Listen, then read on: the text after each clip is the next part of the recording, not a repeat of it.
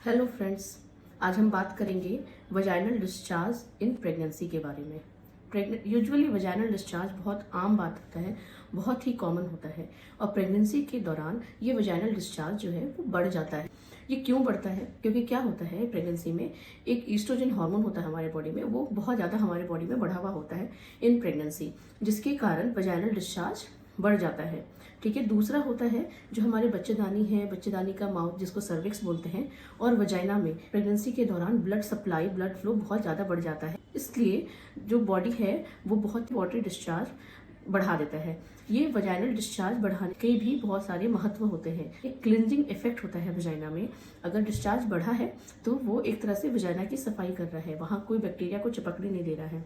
अगर कोई बैक्टीरिया वहाँ चिपक भी गया है तो वो जो डिस्चार्ज है उसे ऊपर जाने से रोकता है। तो ये वजाइनल डिस्चार्ज बहुत ही इंपॉर्टेंट है। कैसा होना चाहिए नॉर्मल वजाइनल डिस्चार्ज का कलर? ये नॉर्मल हल्का वाइटस या वाटरी जैसा होना चाहिए। इसमें स्मेल बहुत ही हल्का स्मेल हो सकता है। अपने गायनेक के पास कब जाना चाहिए?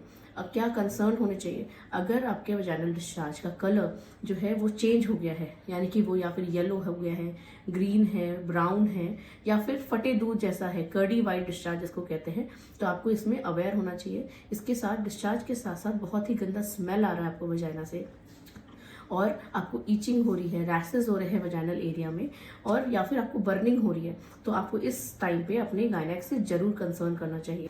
प्रेगनेंसी के दौरान अगर बहुत ही ज़्यादा पानी जा रहा है, पानी जैसा फ्लूइड अचानक से जाता है, ऐसा लगता है कि आपके अंडरगारमेंट्स कपड़े अचानक से भीग गए हैं, तो ये एक बहुत ही अलार्मिंग साइन है।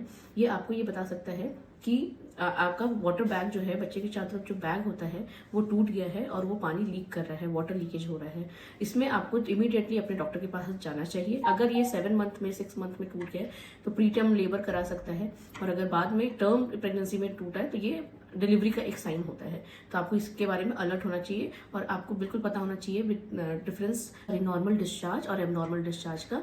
अगर आपको समझ नहीं आ रहा तो पैनिक ना करें, आप अपने गायनेकोलॉजिस्ट के पास जाएं और उनसे ये बात करें। अब इससे रिलेटेड आपको कोई भी डाउट हो, आप मुझे जरूर मैसेज कर सकते हैं।